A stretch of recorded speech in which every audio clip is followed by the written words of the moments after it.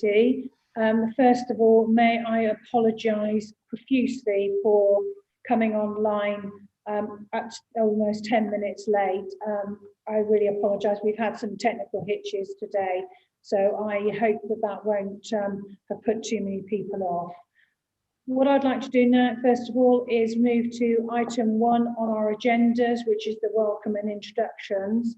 What I'm going to do is I'm going to go around the screen. Probably the order will be slightly different from the one that I'm seeing, but ask everybody just to say who they are and where they're from. My name is Councillor Joss Clark. I'm chair of this committee and I'm the Lord Mayor of Bristol. Councillor Clark, please, if you'd like to introduce yourself. Yeah, my name's Barry Clark. I'm the councillor for Hengrove and Whitchurch Park. Mr. Freed, could you introduce yourself, please? Hello, my name is David Freed. I'm a merchant venturer. You've got yourself up as D. Freed, would you like to change to David? That'd be helpful. Yes, if somebody can show me how to do that, I'll do it. No, don't worry about it. We'll forgive you. That's my business address. Okay. Peter, if you'd like to introduce yourself, please. Thank you. Peter Rylett, merchant venturer. Thank you. Councillor O'Rourke. Hello, my name is Paul O'Rourke. I'm a councillor in Clifton. Thank you. Gillian Cam. Hello, I'm Gillian Cam. I'm this year's Master of the Merchant Venturers and I'm Vice Chair of this committee. Thank you. David Powell. Hello, David Powell. I'm a member of the Society of Merchant Venturers. You're very faint. If you could possibly turn your volume up for next time you're on camera, that'd be great. Thank you. Michael Bottomley. Michael Bottomley, I'm a merchant venturer. Thank you. Councillor Smith. Good afternoon, Steve Smith. I'm one of the councillors for Westbury-on-Trym and Henleys. Jonathan Baker. My name is Jonathan Baker. I'm a merchant venturer. Thank you. Amanda Sharpe. Hello, I'm Amanda Sharpe and I'm from Bristol City Council events team. Thank you. And Councillor Goggin. Councillor Paul Goggin for Hartcliffe and Woodywood. Thank you. Councillor Dad. Yeah, Councillor Kai Dad, Councillor for Central Ward. Thank you. Mark Sperduty. Mark Sperduty, Road Safety and Local Engineering Manager. Thank you. Kevin J. Bristol City Council Finance. So we've got Democratic Services, who are just organising, bringing people in and out of the waiting room. And Tom Gray, I believe, is sorting out our technical issues. So welcome to you as well. I'd now like to move to item 2 on our agendas this afternoon, apologies for absence. Do we have any apologies for absence? No? Okay. Yes, we have apologies from Simon Cooper for the Merchant Venturers, Lord Mayor. Okay, thank you very much indeed. Now I'd like to move to item 3 on the agenda is membership for the years 2020 to 2021. Oliver, would you like to give the report, please?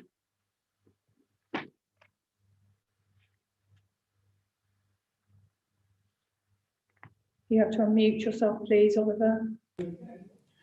Thank you, Lord Mayor. So this report is simply to confirm the membership for the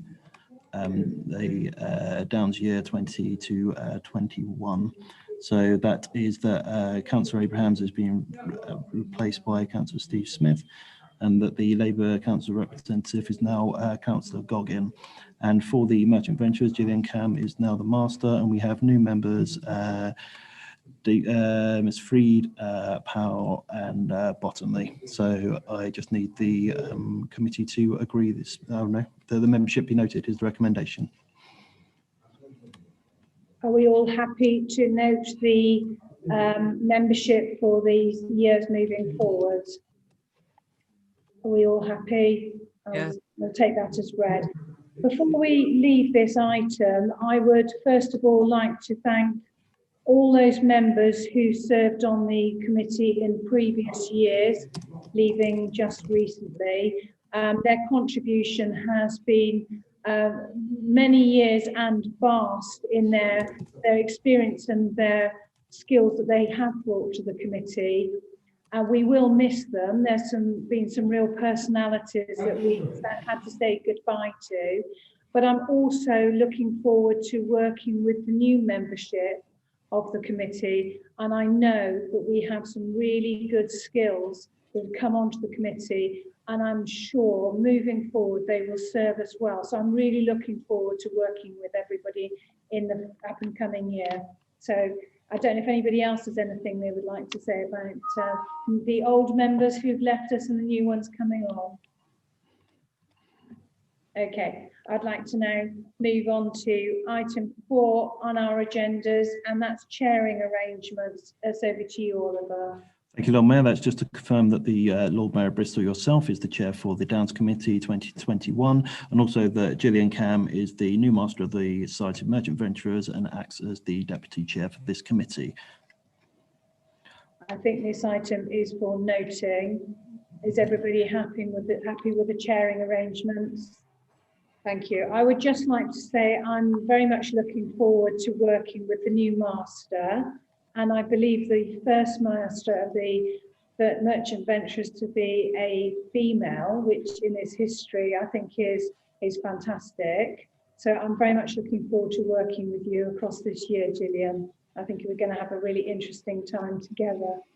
So Thank you very much, Lord Mayor, and I'm looking forward to being working with you and being part of this committee. So thank you. Thank you.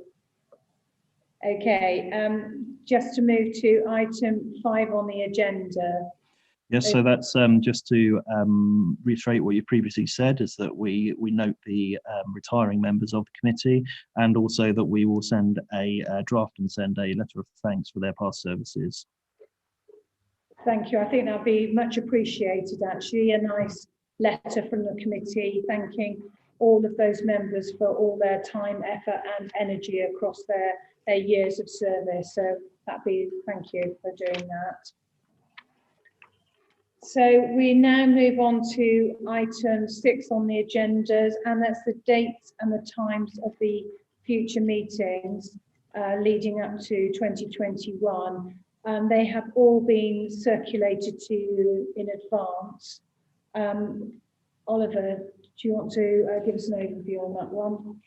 Yes, again, so the Downs Committee meets on 5 times per year as set out in the reports. I believe that all of these dates have been circulated and agreed. So this report is just for noting. Thank you.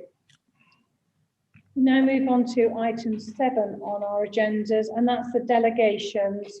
Again, over to you, Oliver, to give us an overview. Thank you, Lord Mayor. So the Downs Committee has some delegations of authority, the most important one being for the Events and Finance subgroup, which meets regularly to handle events and finance related matters. So just to agree that the membership for that has changed in line with the full committee. So that is that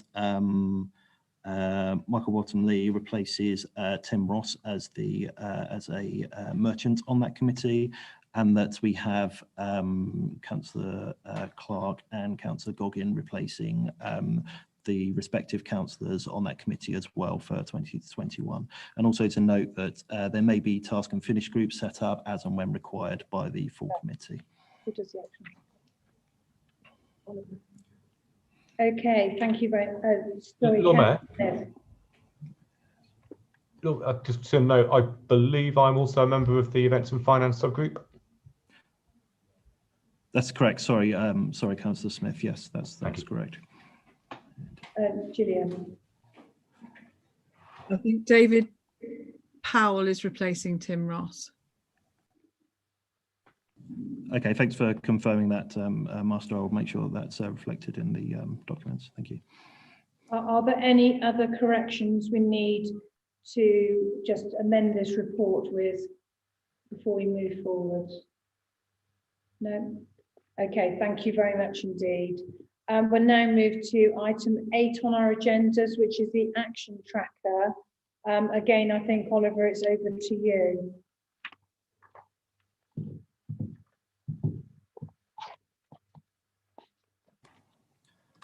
I think this is just for noting, unless there's any particular corrections that members want to make or give us updates on any of these actions.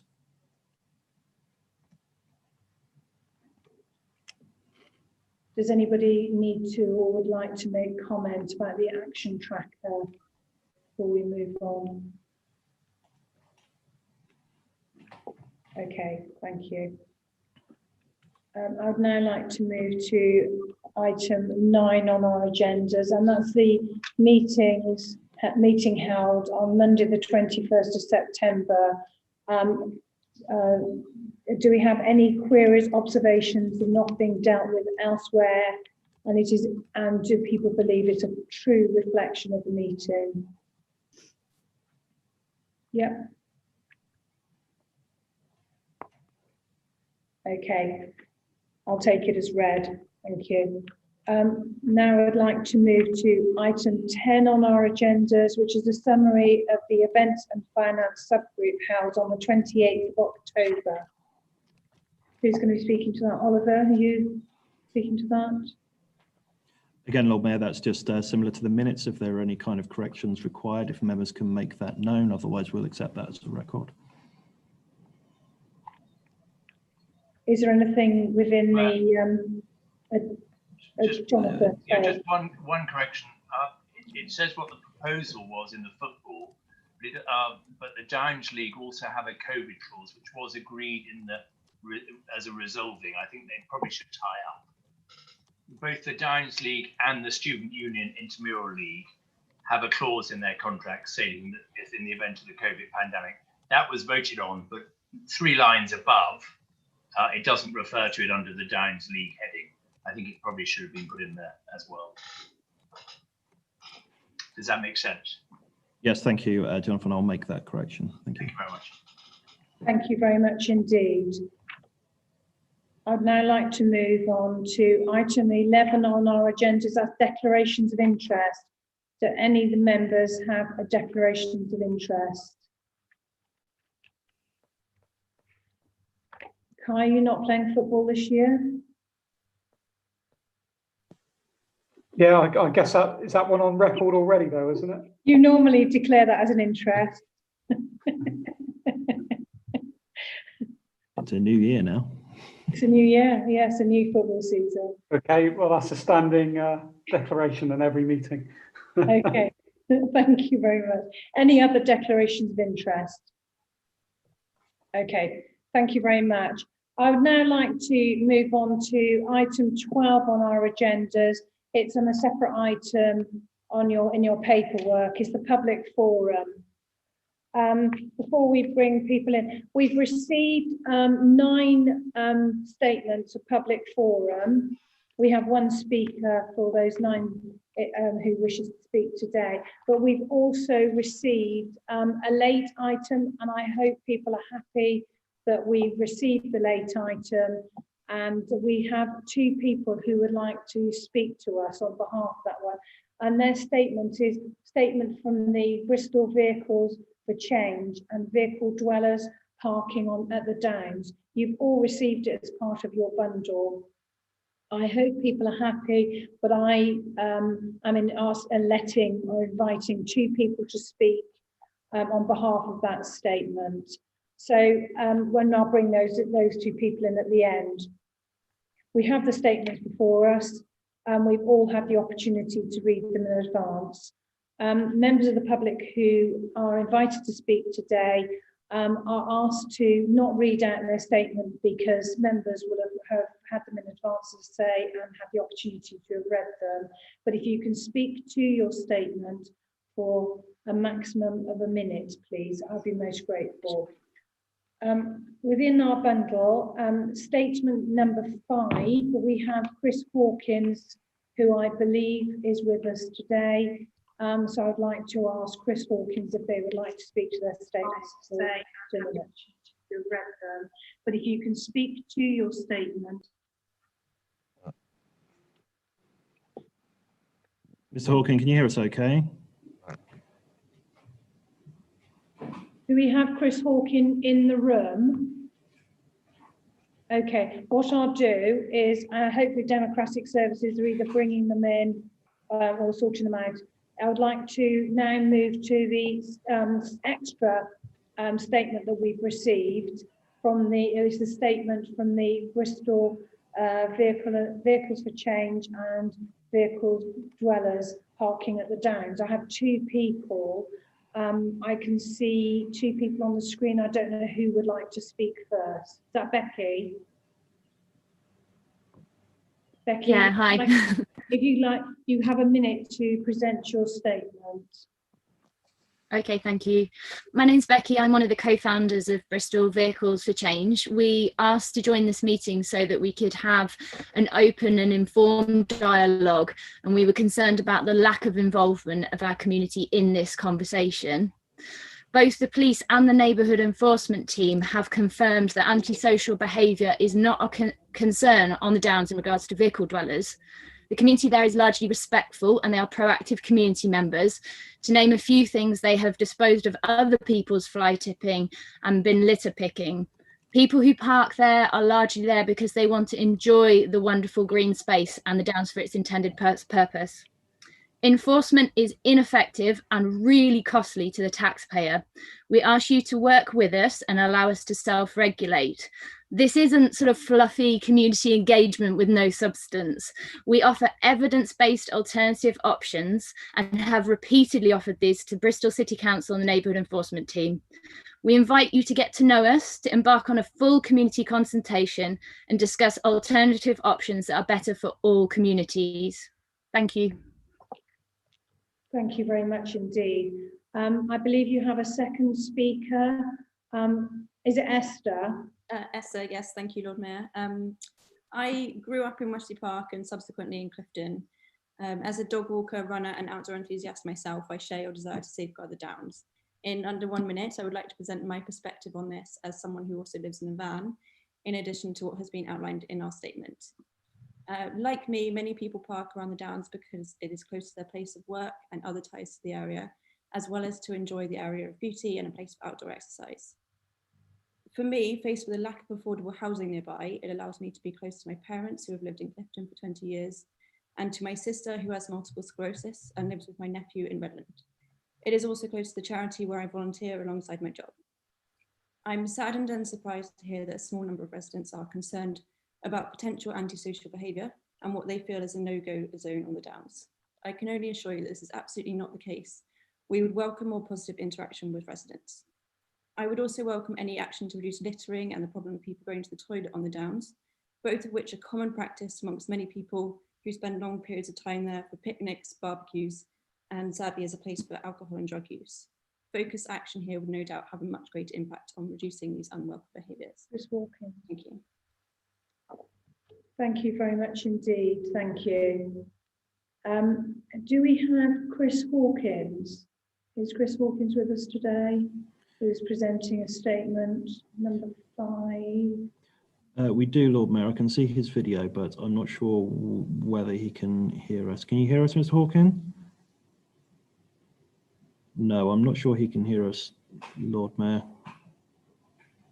Okay. I don't know. Well, we can't do anything about that one, I'm afraid.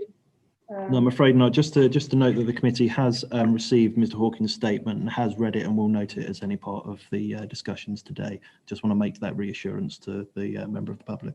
Thank you. I'm really sorry that we weren't able to hear from Mr. Hawkins, but we will have to move on, I'm afraid. Okay then. So I'd now like to move to agenda item 13. Downs maintenance report from Ben Skuse. If you'd like to give your report, please, Ben. Let me see him. Can I see him? Yeah, you can. Thank you, Lord Mayor. Apologies to yourself and the committee at first. I had to submit this report some time ago, prior to the lockdown 2 announcement. Therefore, a lot of the following report refers to things that may now not be happening for a while at least. So we're into the autumn report. We've experienced some very high rainfall periods recently, and we're back to managing ground conditions and worrying about where we can and can't go without causing too much damage or getting stuck for the next few months. Daily duties continue pertaining to the goats and litter. As we start to have 2 matches of football per week, now the weekly pitch mark becomes a must-do, and football pitch maintenance activities become ever more important. As we now know, both types of football have stopped again, and we'll see what happens after December the 2nd. A lot of the rest of it relates to the return of football, so we're now on hold with that. So having firmly parked the grass maintenance for another season now, we pick up on the Downs scrub management plan for a 6th winter. For this year, I've identified the heavily scrubbed area between our depot and Worrell Road. We've not done anything in this area so far, and there are plenty of examples where we are losing grassland areas to scrub. The aim will be to open up areas to a regular mowing regime again next summer, and holding back and halting the non-stop encroachment onto the limestone grassland habitat that the plan tries to maintain. In the coming periods, we intend to install 4 new bins, and 3 memorial benches have been bought by members of the public. The bins will replace some of our oldest stock that are in need of replacement, and they'll be installed on the same spot. They'll be situated largely in the area between seawalls and bird watchers, and one on Observatory Hill. We will commence the process of leaf collecting off the prom and other areas in the next couple of weeks, once all the leaves are on the ground. Keeping footpaths free of leaves in this period as well is important. The popularity of having a memorial bench at the Downs never seems to abate, and as mentioned, 3 will be installed this winter, bringing in a revenue of £2,400. We will once again this winter try to keep the giraffes at Wild Place in evergreen oak. This species, by which I mean the tree evergreen oak and not giraffes, has taken over large parts of the zoo banks and other parts of the Downs over the years. It is not a native species to the UK. Due to the nature of the way it grows and spreads, can negatively affect the limestone grassland habitat we try to protect at the Downs. As such, we identify trees to remove and fell them, and Wild Place staff come and take it away to feed the giraffes over the winter months. The evergreen nature of this particular species of oak, meaning it has foliage throughout the winter. The Circus Montini is left site after a short extension. Due to the work that goes on throughout the year to manage this area to be fit for events, the site held up really well. I'm really pleased. Hardly any work is outstanding to get the site fit again. Had good communications throughout with the organiser about the ground conditions, and they managed to get off in dry conditions, and the site will require minimal work to recover, so that's good news. Breaking bread should be free of site. This is all information that changed after writing the report. Due to lockdown 2, they left well before November the 13th. Again, I was in regular dialogue with Team Love during the period that they've been at the Downs. The extended duration and nature of the water tower site into the autumn will inevitably mean a process of groundwork that will start as soon as they leave and end with the first event on site next year.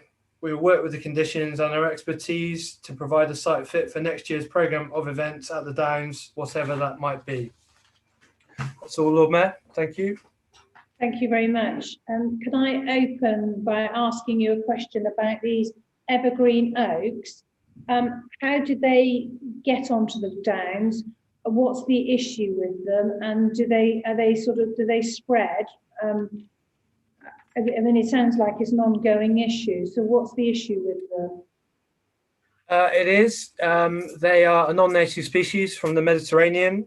Much like a few of the other tree species, the Victorians, in the process of beautifying the Downs, or what they thought was beautifying the Downs, brought a load of species across from Greece and southern Europe, holm oak being one of them. They are readily spread around the gorge by things like jays picking up the acorns and dropping them in various places. They are negative to the ground at the Downs because due to the acidic, waxy nature of the leaves they drop, nothing else grows underneath them. So they're negatively affecting the areas for our limestone grassland plant community.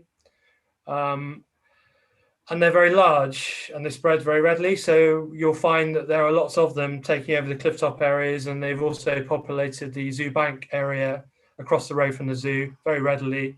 They're not native, they shouldn't be here. And a lot of them are designated for removal in the scrub management plan. About two years ago, the Bristol Zoo, who I've worked with a lot over the years, made contact with me asking about, if we were removing these trees anyway, could they come and make use of them?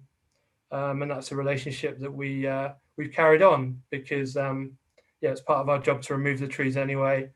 And it helps us not having to chip up. Zoo staff come and take away the branches and feed the giraffes at Wild Place. Do they look like ordinary oaks? If I saw one, would I think it was an ordinary oak, or does it look entirely different? Well, right now, most ordinary oaks you would see wouldn't have their leaves left on them. So these do stand out. Yeah, they've still got green, kind of not like a standard oak, but more of an oval shape, a dark green, waxy, and they're still in full leaf. So they would stand out, yeah. Thank you very much. I'd now like to open it up for questions to Ben. Does anybody have any questions?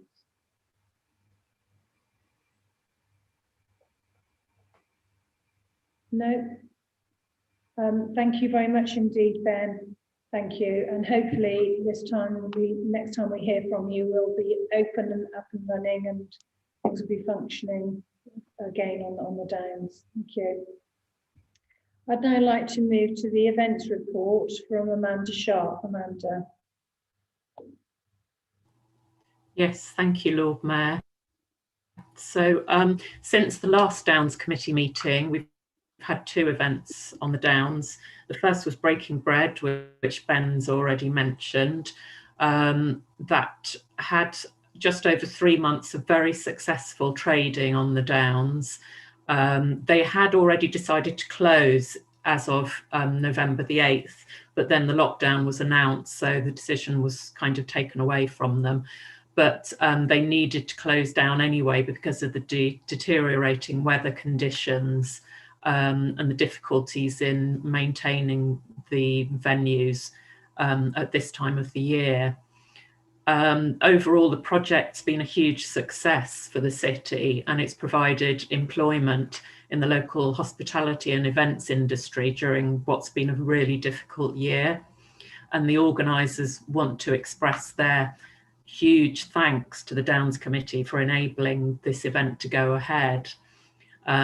They have taken a proposal to the Downs subgroup to bring this project back to the Downs in 2021, and this is under discussion by the subgroup. So the other event that's taken place has been the Downs Circus. This was year 2 of the contract. So Circus Montini were on the Downs. As Ben said, they had an additional week on the Downs. They were due to finish originally on the 11th of October, but the site they were moving to was flooded. So the Downs subgroup agreed to allow the circus to remain for an additional week. Because they had to operate at greatly reduced capacity, having that extra week on the Downs was a great help to them in boosting their ticket sales for that period. So the other, moving on from that, other events that have requested to come back to the Downs in 2021 are Funderworld, the Foodies Festival, Race for Life, Bristol Pride, the Downs Festival, and the Student Union Welcome event. Obviously, there is some question mark over some of these events because whether or not they happen is going to depend on how things develop with COVID and whether or not the events can go ahead in their current form. We've also had some requests for new events on the Downs, which are Breaking Bread, March for Men, the Comedy Garden, and Adventure Cinema. So this events programme for 2021 is still being considered by the down subgroup. In fact, there's a meeting at the end of November to discuss and agree that programme in detail. And that's all, Lord Mayor. Thank you. I'd like to open it up for questions. Can I ask one question, Amanda? Obviously, the future of events is really uncertain for potentially the next year or so. Are we asking people to sort of put in a twin management plan, i.e. management of their sites and their public who come to visit under COVID restrictions or with some COVID restrictions and with none? Yeah. Because that makes a huge difference as the viability of these projects. Yes, at the moment, it's very difficult because, you know, we don't know, there's no certainty over anything at the moment, but we're accepting applications. Well, we're looking at applications from people where they can put into place events that will be COVID secure. So people are being asked to put in plans for events which take into account, for example, social distancing measures. And also the type of event applications we're getting are slightly different from usual because event organisers are recognising that they need to plan for potentially COVID secure events. So I think rather than having very big events that involve thousands of people, we'll see applications for a lot more smaller events, which will be easier to manage with COVID guidelines. Thank you. I mean, just as a follow-up, are we, this is a sort of a bit of an observation really. One of the things that I think is really important is that we have a designated entrance point and exit point for these events so that we don't have that people having to cross each other when entering and exiting an event. So is that something that we can consider for future projects, particularly on the Downs? Yes, and certainly a lot of events, particularly the bigger ones, have to go through the Safety Advisory Group for events before they're allowed to go ahead. So the Safety Advisory Group, which comprises council officers, people, officers from the emergency services, people from public health, they will look at the plans to ensure that things like entrances and exits are done in a manner where people don't have to mix unduly, because one of the priorities is to have that safe access in and out of an event. Thank you very much. Thank you very much indeed for that. Does anybody else have any questions for Amanda around the events report? Okay, thank you very much indeed. Thank you, Amanda. I'd now like to move on to agenda item 15. That's the finance update. Kevin. Okay, thank you, Lord Mayor. The outturn forecast can be seen in the table on agenda item 15. It's based on current information to the end of October and shows a significant deficit for the year 2021. Income expected is 268k, expenditure of 558k. So we're looking at about a £290,000 deficit. This is subject to change, but is mainly due to the corona pandemic, which is causing significant uncertainty within the events and hospitality sector. And also there's now some estimated costs for a potential legal defence of a judicial review. The deficit will be met from prior year underspends, and the 1920 accounts are still just to be formally agreed. That's it, Lord Mayor. Thank you. Thank you. Do we have any questions? Councillor Smith. Yeah, thank you. And apologies, as a new member to the committee, this may be something everyone else already knows. But I understand where the lost income comes from, obviously events that haven't happened, but where does the overspend come from?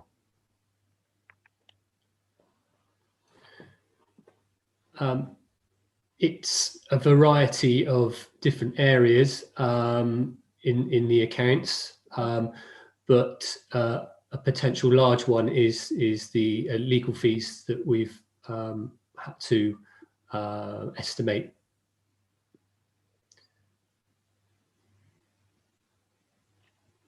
Thank you. Okay. Do we have any other questions from anybody?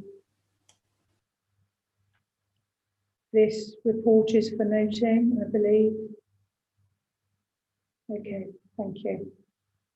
I'd now like to move on to agenda item 16. That's the vehicle dwellers on the Downs. Mark Sperduty. Thank you, Lord Mayor, and hello, everyone.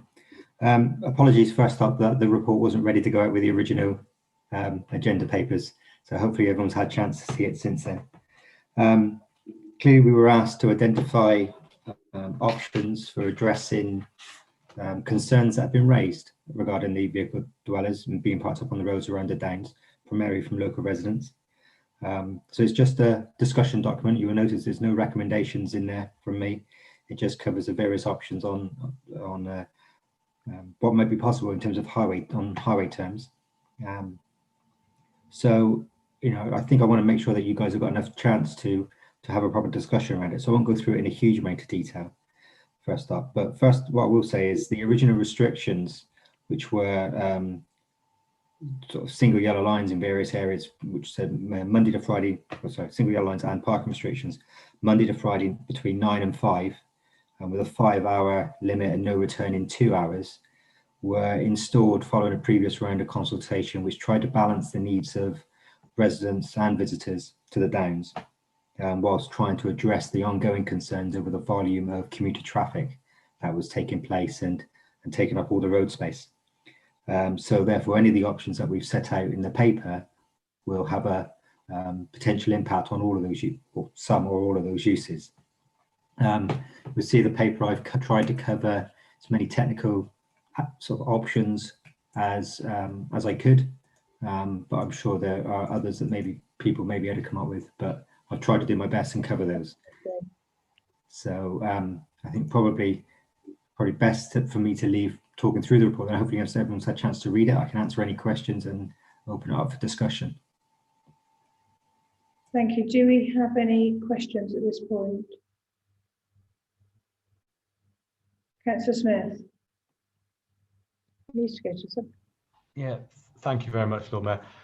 This is an issue as a councillor in or bordering this area. It's something that I get a lot of correspondence about from local people. It is a big issue, and while I completely accept it's a very complicated issue, the whole issue of van dwelling is about more than just parking restrictions.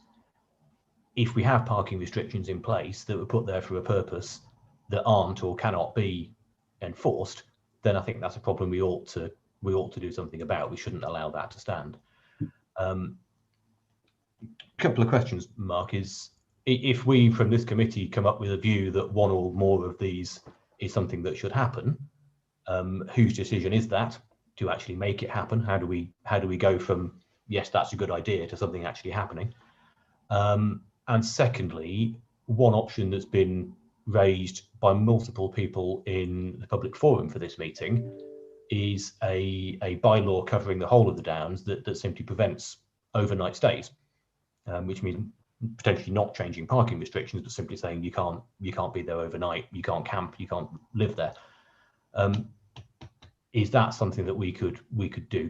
How do we investigate the feasibility of that option? Thank you. Okay, in terms of the first aspect of that question, if as a committee decide they want something done and how to make it happen, I suppose I would need to take that back through channels, because we need to find some funding to be able to do that, and need to work out how we fit that in with other programmes. I know Councillor Dudd is on this committee as our cabinet member. I would need to clearly go through the appropriate channels through that route as well. So that would be the starting point for that, to determine if we actually do take something forward. I know the Mayor's office have also been involved in discussion, so I'd need to go back through those channels as well. In terms of bylaw, It's not something I have any background knowledge and experience of. We briefly discussed it previously, and I think we would need more dedicated, more legal sort of advice on that as to how those can be put in place. I think the difficulty that we've had a conversation with others on this meeting is once again around enforcement of that bylaw if we were to put anything in, and how that would happen. But it's not something I have a huge amount of experience with, because it's not something that we normally do on the highway. Thank you. I'd like to bring in Peter Rylett now, please. Thank you. Thank you, Lord Mayor. Just would appreciate clarity on jurisdiction. It seems to me that these vehicles are parked on the highway, which is, I think, not technically within our jurisdiction, if I'm right. So is it a question of that we are capable of determining, or would we just be giving advice or request to Highways Authority?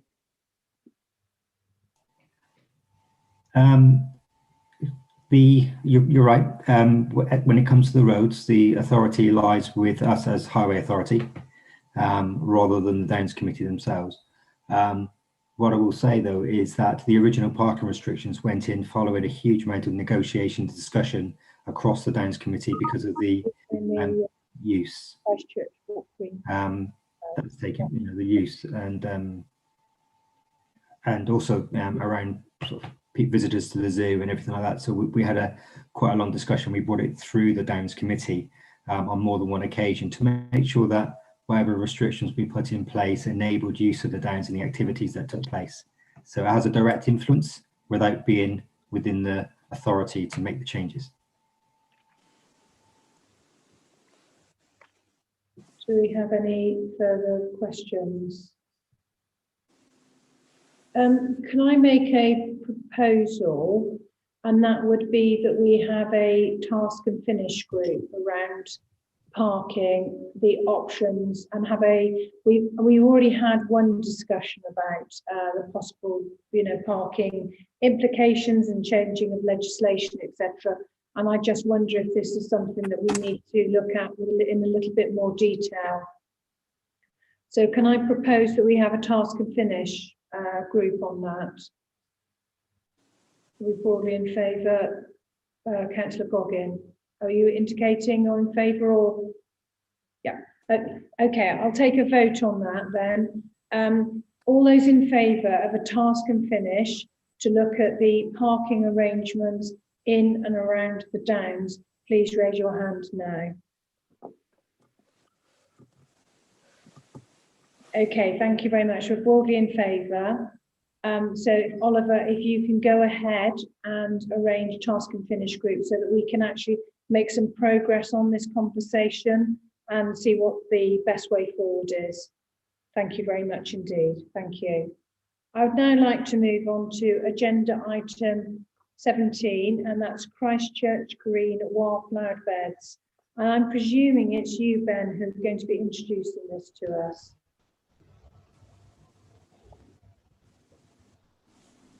Thank you, Lord Mayor. I can do, although it was Councillor O'Rourke's proposal originally, so whether she would like to I'm happy to introduce it if you'd like.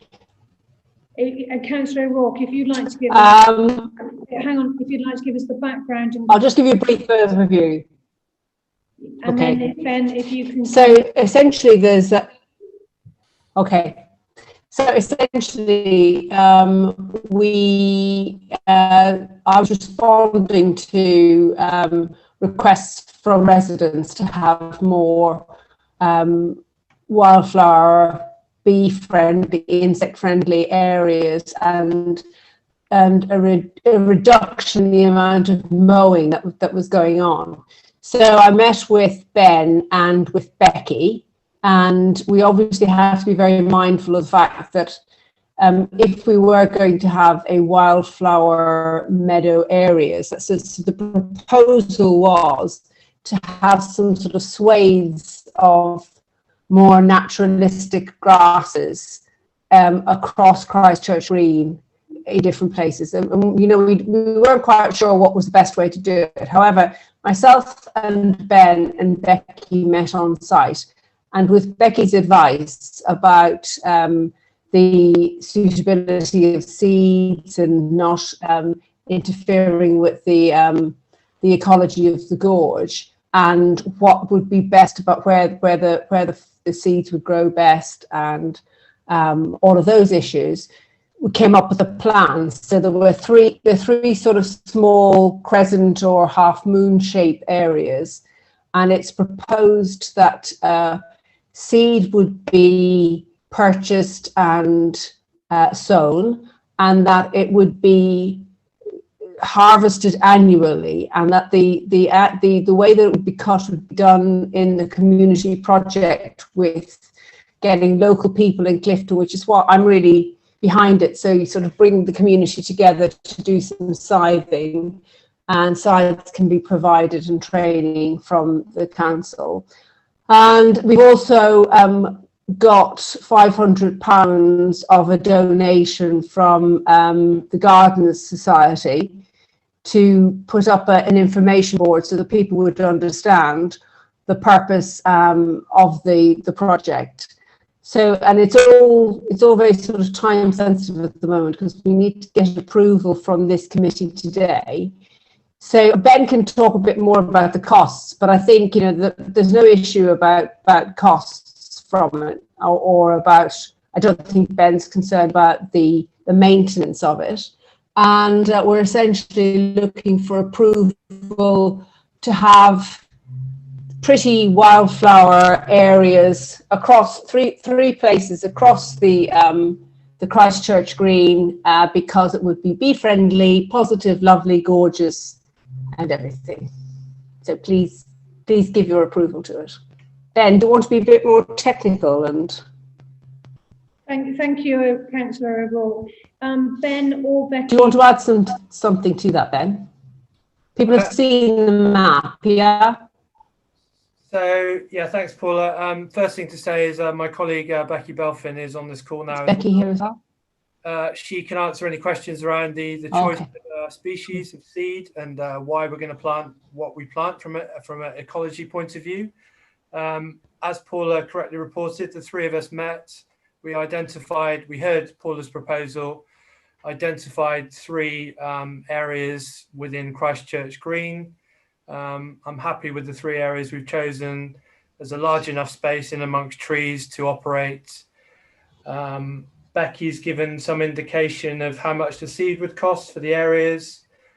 We can either hire a turf cutter and use it within my team to do the cultivation and the sowing, or we could pay a contractor. But the indicative cost at this stage of both the seed and preparing the ground are around £500. Obviously the annual hay cut, it sounds between conversations with Becky and Paula that there would be an interested local community volunteer kind of cohort that would be interested in taking on the hay cutting function, sort of July every year. And yeah, from my point of view, this proposal doesn't present any problems for us in the maintenance of the area. Undoubtedly, it would look nice, and Becky can speak more on what exactly it is we'll be forming, what it is we'll be sowing. Thank you, Ben. Before I open it up for questions, can I just ask two questions? One is, it doesn't have a negative impact on the balance of wildflowers within the area. That's my first question. And I've seen some sort of these wildflower meadow projects previously. And if they have, you've got Michaelmas daisies sometimes in the mix, and unless they're managed sensitively, that some flower mixes can become quite thuggish and take over the area. How are you going to manage that? Lord Mayor, I'll definitely defer to my colleague Becky on this question. She's much more learned on it than me. So Becky. Thank you, Ben. Yes, so obviously the Downs are right next to the Avon Gorge, which is an internationally designated site. So we have to be really careful that we're not going to introduce any species that can make their way into the gorge and cause problems. So we are looking at a completely native species mix, and it's a mix of it's actually what I was proposing is wildflowers only, so it doesn't actually include any grasses, just because the visual appearance of it will be more flower rich and therefore more colourful and more attractive to people. So it's a mix suitable for limestone soils, and none of the species in there would cause a problem elsewhere or be considered thuggish. Thank you very much. Thank you. Does anybody else have any observations before we move to the vote?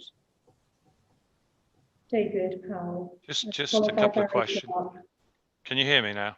Yes, we can. Thank you. There was mention of 3 areas. The plan I'm looking at's only got 2. I think the most easterly area got cut off the image for some reason. Right. So it's in the area around the William Draper monument, right on the apex of the corner. If you can imagine that, that's the 3rd area. Yeah. And the other question, which I think you've answered now by saying there's no grasses, but the area next to, what's the road called, between cutting through and you turn right to the suspension bridge. How high is that going to be? And are there any issues regarding kids running onto the road around there, running out of the high grasses? But you've mentioned, I think there's no grasses, so presumably that's not an issue. So the flowering, although it's flowers rather than grasses, it still has the potential. Sorry. For those plants to, obviously, because they're not being cut regularly, they will grow taller than the current sward. But actually, by its very nature, it will probably deter people from running through it. So unless we cut paths through it that we sort of encourage people to use, then it's unlikely before it gets cut that children will be running through it, I would have thought. It may be just worth checking that with the Highways Agency. I think we definitely propose to have a wide margin all the way around the edge between the bed and the side of the road. You can't really see it that well on the map, but I would suggest it's going to be quite a wide margin. Okay, thank you. Thank you. Councillor Clark. Thank you, Lord Mayor. Just a confirmation. So there's a £500 donation. It's going to cost £500. So there's no ongoing costs to us with a budget that's in the problems we've got at the moment. I think the donation is for the information board, not for putting in the wildflower bed. So that's my understanding. So there will be a cost to putting in the flower bed in the first place. Is that correct, Paula? My understanding. Well, yes. I mean, when we met, there was mention of the seed being about £200 or whatever.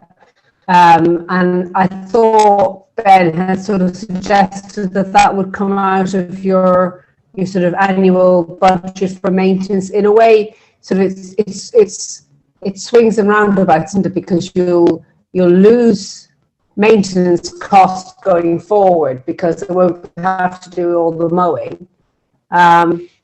So while it's not really cost neutral, I do think it would sort of come out of the general maintenance budget. If not, then I mean, perhaps some of the money from the information boards won't cost £500. So maybe we could go 50-50 in finding the money for the seeds and if we have to hire some equipment. What do you think, Ben? Obviously, I think the proposal. Can you hear me, Ben? Should this proposal be accepted? Obviously, I would be purchasing the seed and the hire of a turf cutter from the Downs cost code, from our general maintenance cost code. In terms of maintenance, that would largely depend on if that was going to be done largely by volunteers, then there wouldn't be much of a maintenance cost. So when we met, Becky was explaining that there are, we can get scythes and have a cutting day. I was saying that perhaps there'll be lots of fine young men in Clifton who have their inner pole dark could come out in July every year. Thank you very much. Do we have any? Sorry, can I just come back on that? I mean, my only concern is it's all right saying we can have volunteers, but I'd like to see who's coming to be volunteers. If we overspend any more, it comes out the council coffers because of the rules on this. I wouldn't want to be committing to money if we can't guarantee that there is volunteers or there won't be an ongoing cost. Well, hang on a minute. Sorry. Hang on a minute. This Sorry. is not a conversation. This is a meeting, and it needs to go through the chair, or else we lose. Apologies. Okay, thank you. I think Councillor Clark, I'll bring Jonathan Baker in a minute, but I think Councillor Clark has raised a very relevant point, and I just think we need to bottom out via Ben Skuse about the ongoing, the different costs, whether cutting the grass throughout the year is more or less expensive than actually having it, maintaining it as a flower bed. I think that's really what we're getting to. So if Ben, if you can respond on that, and I'll bring Jonathan in a minute. Thank you. Thank you, Lord Mayor. So we're talking about quite small areas, but in terms of having the areas mown amenity grass versus these proposed beds, you're talking about fuel costs and depreciation of machinery of mowers. It's pretty small, to be honest. I mean, obviously it's all summer. I think all of this is relatively small value, really. The areas are small. The gain in sort of fuel and depreciation by having these beds is also quite small. But because they're small in nature, the cost of maintenance is also pretty small. So there's nothing really significant, really, from my point of view, that we're talking about financially here, due to the quite small nature of the size of these beds, other than the initial cost of preparing the ground and sowing. Councillor Clark, do you want to ask a supplementary question? No, thank you, Lord Mayor. Thank you very much. Jonathan Baker. Lord Mayor, thank you. I'm concerned on two levels. The first one, taken in reverse order, is a scythe is a particularly dangerous bit of kit, not only in the hands of an individual who's possibly unskilled. To have 5 good men and true reenacting pole dark on the edge of the Clifton Suspension Bridge strikes me as complete stupidity and an extremely large liability. However, I am also very pro the idea of some wild grasses. When we were approached at the last meeting for a play area, we expected to have a properly costed, size laid out presentation. This strikes me as a brilliant idea, but being done on the back of an envelope. We have no money, so why don't we give it a bit more time, and they can go out and seek some funding for the seeds, and which can also include a little bit for Ben to mow at the end, because I really think sides on the downs are a bad idea. Thank you, Lord Mayor. Thank you very much.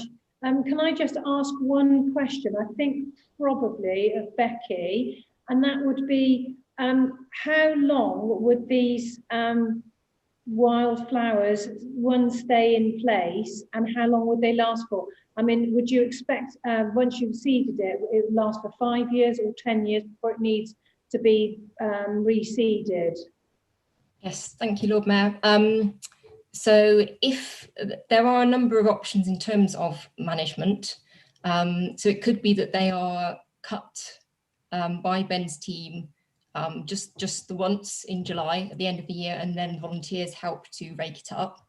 The purpose of cutting and collecting and removing that cut material is that it helps to reduce the nutrients going back into the soil, and that will allow the wildflowers to remain and grow strongly, for as long as that management is in place.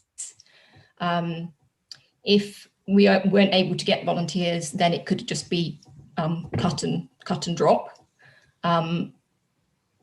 If we weren't able to get volunteers. In terms of volunteers using scythes, we provide training for volunteers. It wouldn't be a just anybody let loose with a scythe on the downs. It would be a supervised activity, and we've run scything sessions in a number of our nature conservation sites over the last few years very successfully. We carry out risk assessments, we provide training, and it is entirely safe. We're not trying to reenact Poldark. It is, for the purposes of managing the site. So. Thank you. Councillor O'Rourke, you indicated, followed by Jonathan Baker. Well, I'm going to have to apologise for my flippancy with my Poldark remark. And I did want to explain about, when I met with Becky, she did explain that there are these, schemes to involve communities. So what I think we're offering here is an opportunity to, bring in something that's going to enhance the area. It's going to be insect and bird friendly. It's a very popular movement at the moment. It's just going to, there's a very, sort of green community in Clifton who really are behind to sort of reduce the mow campaign. I don't really see that the costs are prohibitive. I mean, as Ben's explained, the seed is 200 quid.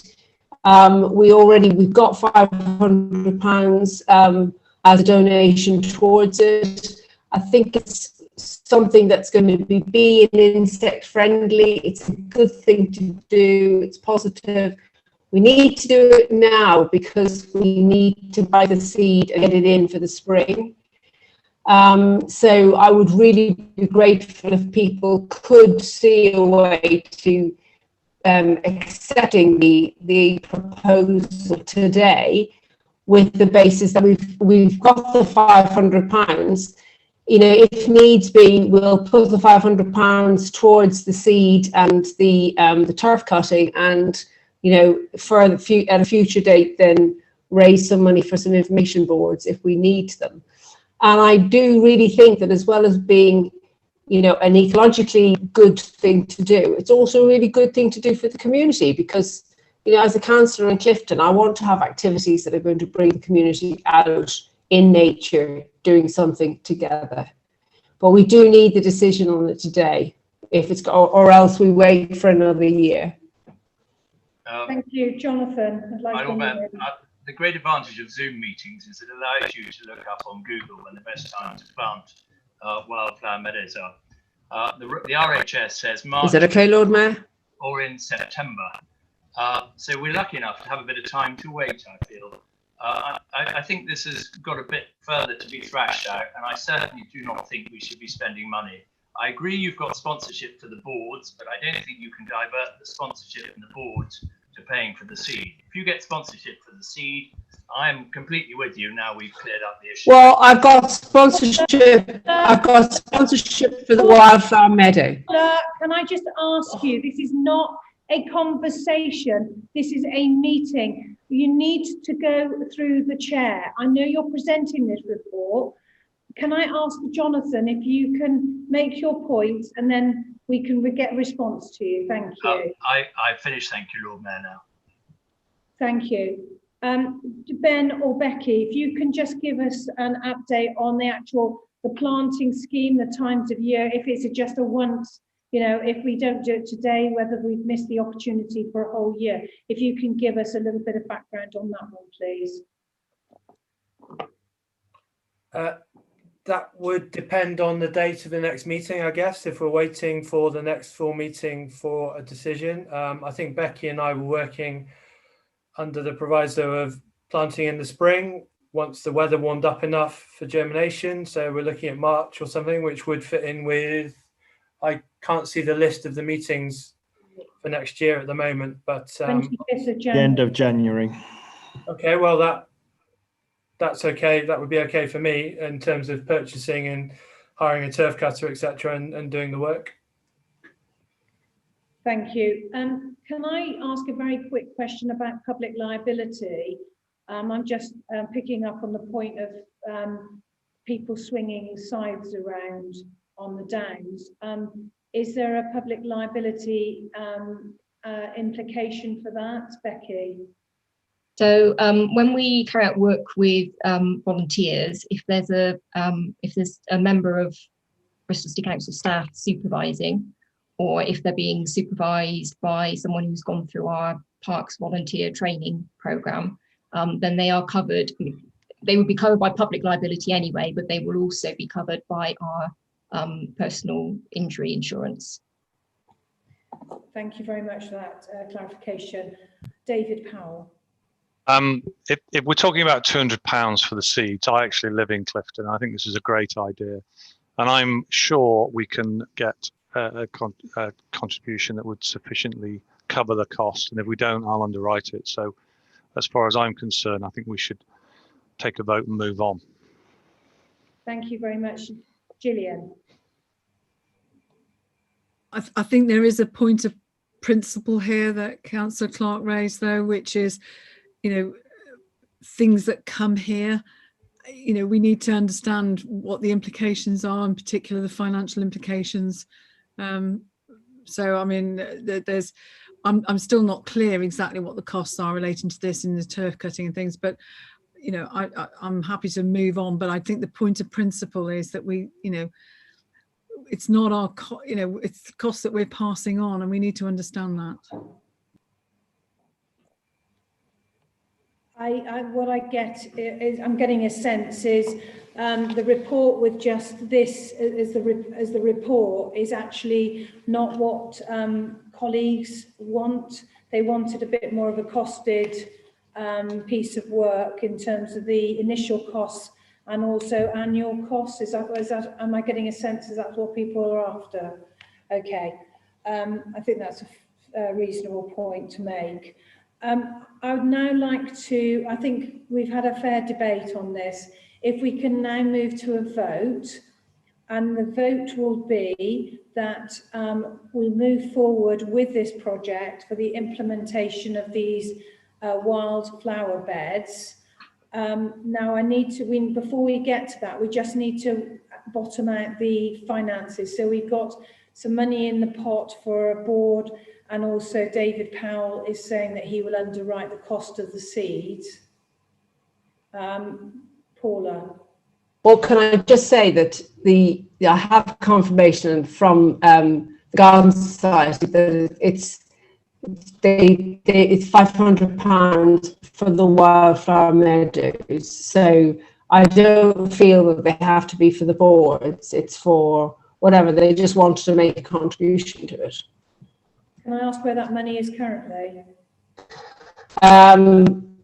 It's just, you know, I've just got an email confirmation that they will have it. I do agree, and I apologise that you know, obviously I'm seeing now that there's a lot of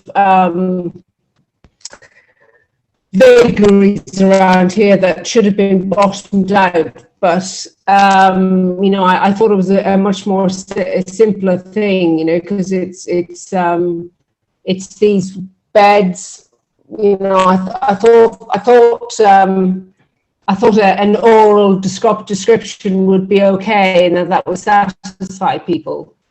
Okay. And again, you know, I've got a confirmation from the society, just a written confirmation from them. I have an email. So can I just ask you, is that money, where's that money coming from and to?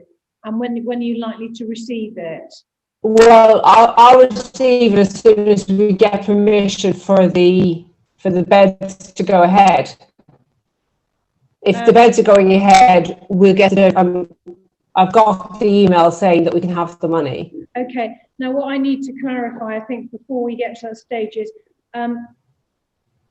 are we allowed to receive money in to pay for seed? And I don't know, the Bristol City Council can receive money, but could we receive it into the merchant venturers so that they could then pay for the seed? Is that a way forward? I'm looking mainly for Somebody who might be able to respond to that. We don't have an account. Kevin, is that Kevin? Kevin J, would you be able to respond to that? It should be fine. I would suggest that to receive the money into the Downs Committee accounts. Yeah. So we can receive it into the Downs Committee account, and that would be acceptable to pay for the seed. Just for clarification. I can check, but as far as I'm aware, it should be fine. Okay, thank you. Okay, sorry, we'll move back to the vote. So the proposal is to plant 3 wildflower seed beds on the Downs. There is funding coming in from an external source. What I would like to do is ask the committee if they are happy with this proposal and if they are in agreement for this proposal to go ahead. All those in favour of this proposal, please raise your hand now. Thank you.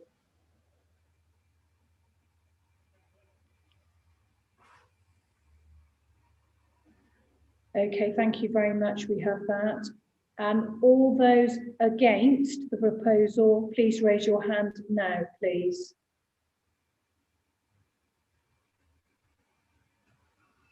Thank you very much. All those against, all those abstaining, please raise your hands now. Thank you. Perhaps with an abstention.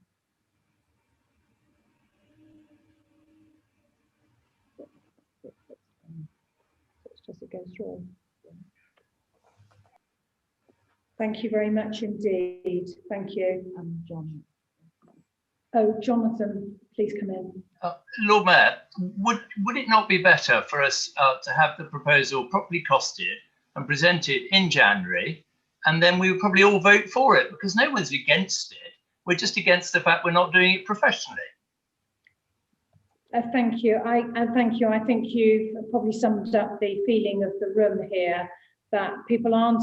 We've had, obviously, nobody voted against it, but the abstentions spoke volumes, really, that actually if a proper costed proposal with a better summary of how the work's going to be done and how it's going to be managed into the future, I think that the committee would be happier.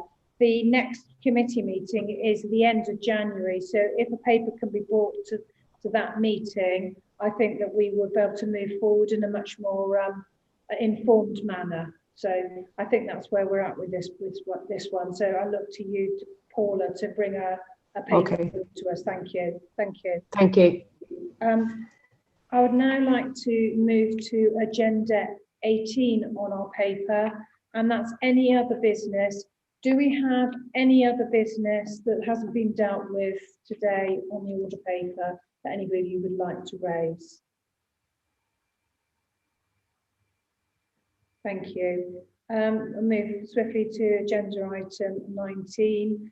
The date of the next meeting is 2 o'clock on Monday, the 25th of January, 2021.